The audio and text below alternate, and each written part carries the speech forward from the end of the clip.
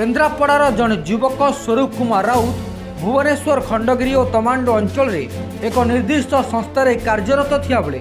स्वरूप गाँ भगवानपुर और निकटवर्ती गाँ शालीकंटा अंचल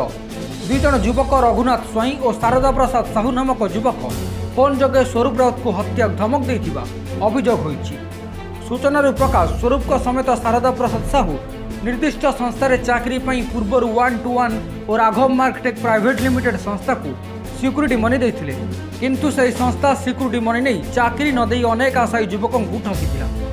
एने स्वरूप राउत थाना अभियोग करथिले और केन्द्रापड़ा अदालत में केस दायर करथिले, किंतु यह दुई युवक रघुनाथ स्वाई और शारदा प्रसाद साहू व्याकुलतार सह हठात स्वरूप को फोन करी टंका मागिबा सह फोन करी हत्या धमक देथिबा अभियोग करिसेंती स्वरूप। खंडगिरी थाना एने स्वरूप राउत यह दुई युवक रघुनाथ स्वाई और शारदा प्रसाद साहू विरुद्ध में लिखित अभियोग करिसेंती। कंपानी ना माने कोर्ट ठारू आरंभ करी सब जगह केस कर सारे थाना ठारू आरंभ करी जो कंपानी आमर पैसा खाई 1-1 रही राघव मार्केट जो दिन पैसा खाई पिला को काम कर मु लड़ुची जो माने जिते प्रकार केस करा सब जगह करुँगी कि जो मैंने मत लगुच पिला कंपानी सागर बोधे मिसी जी पिला 100 पिला अच्छा किंतु मत लगुच 5-10 जन खंडे कंपानी सागर मिसी जोटा कि मत मिसबिहेव कर प्रति से 5-10 जन प्रति दृढ़ कार्यानुष्ठान नौकरी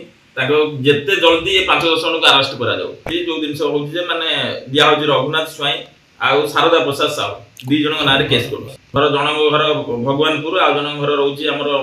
शालीकंटा केस कर